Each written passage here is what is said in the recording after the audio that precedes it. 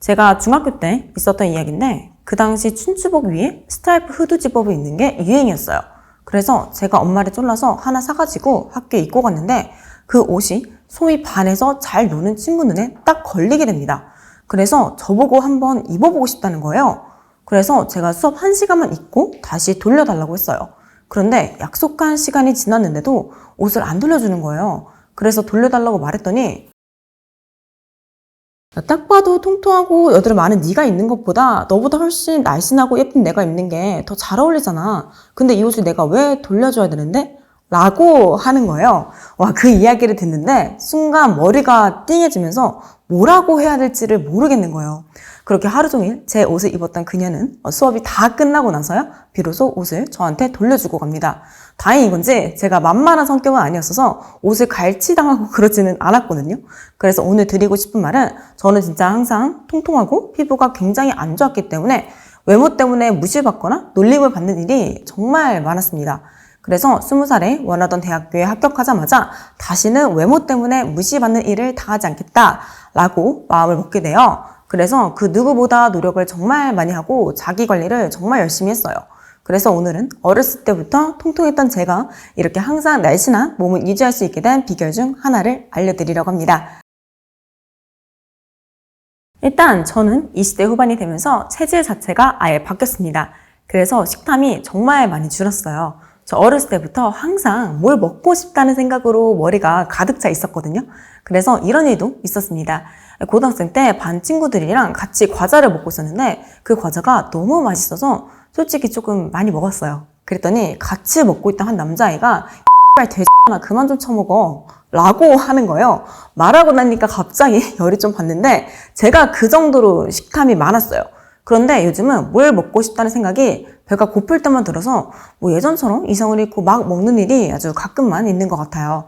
그리고 두 번째로 체질이 바뀌면서 똑같은 양을 먹어도 살이 확실히 덜 찌게 됐어요. 그럼 어떻게 체질을 바꿨냐? 장 건강을 개선하는 겁니다. 제가 실제로 장 건강이 좋아지면서 살도 많이 빠지고 피부도 많이 좋아져서 장과 관련된 책까지 썼거든요. 그래서 지금부터 설명을 조금 해볼게요.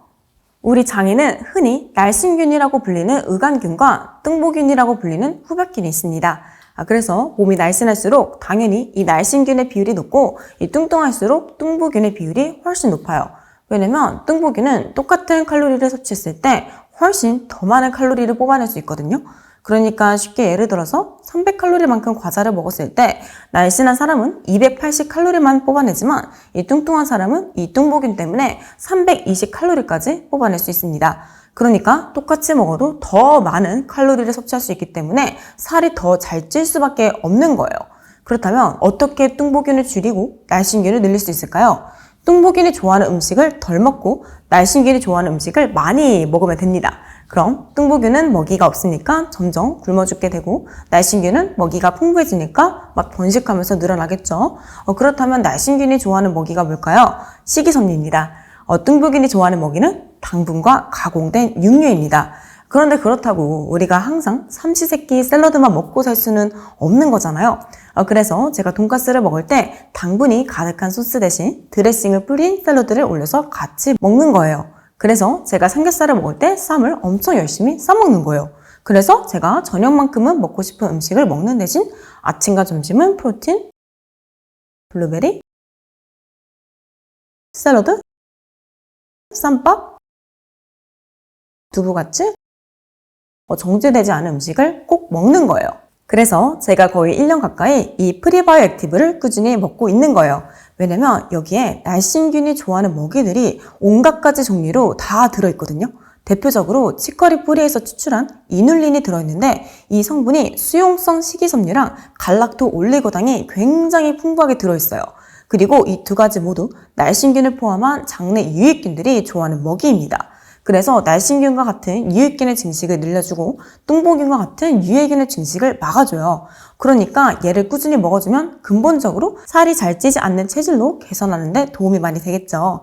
그리고 이눌린과 같이 식이섬유가 풍부한 음식들을 이 떡볶이 같은 가공식품 먹을 때 같이 먹어주면 혈당이 빠르게 올라가는 것을 막아줍니다.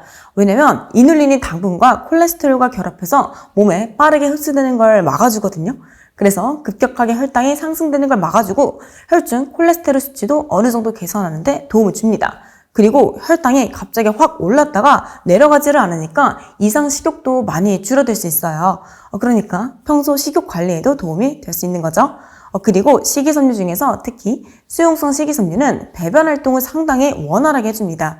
그래서 제가 아침마다 프로틴을 먹을 때 이 프리바이오 액티브를 꼭 같이 섞어 먹거든요.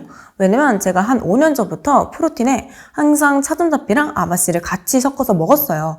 근데 제가 세일할 때 쟁이는 걸 워낙 좋아해서 거의 몇 년치를 미리 사둔 거예요. 그래서 일주일은 있는 거 먹고 나머지 일주일은 이 프리바이오 액티브를 같이 넣어서 먹고 있는데 있는 거 다 해치우면 이제 얘만 먹으려고요. 왜냐면 여기에 이눌린 말고도 아마씨 가루도 같이 들어있거든요. 그리고 한번 가공 과정을 거쳤기 때문에 그냥 아마씨랑 차전자피를 먹는 것보다 칼로리가 더 낮고 한 포에 해결이 가능하니까 개인적으로 훨씬 편하더라고요. 그런데 제 동생은 아침에 이것만 먹으면 하루 종일 방귀가 너무 많이 나온다는 거예요. 아무래도 장내 세균이 식이섬유나 이눌린을 분해하는 과정에서 가스가 발생할 수밖에 없거든요. 그런데 사람마다 가스가 유독 더 많이 발생하는 경우가 있어요. 그런 분들은 저처럼 아침에 드시지 마시고 저희 동생처럼 저녁 식후에 드시는 걸 추천드려요. 왜냐면 자는 동안 가스가 다 해결이 되고 다음날 아침에 화장실을 정말 잘 갈 수 있거든요. 그래서 제 동생이 아침마다 화장실 가는데 도움을 너무 많이 받고 있어서 작년 겨울부터 꾸준히 먹기 시작했어요.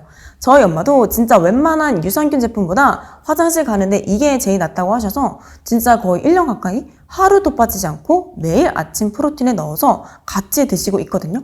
그래서 말씀드린 것처럼 저희 세 모녀가 다 너무 만족해서 정말 꾸준히 먹고 있는 제품이라 너무 추천드리고 싶고 지난 1차 영상 때 반응이 워낙 좋았어서 이번에도 특별히 AP 구독자분들만을 위한 특별한 프로모션과 이벤트를 준비했습니다. 그래서 관심 있는 분들은 자세한 내용, 고정 댓글 꼭 참고 부탁드리고요. 그럼 저는 다음 영상에서 또 뵙도록 할게요. 안녕!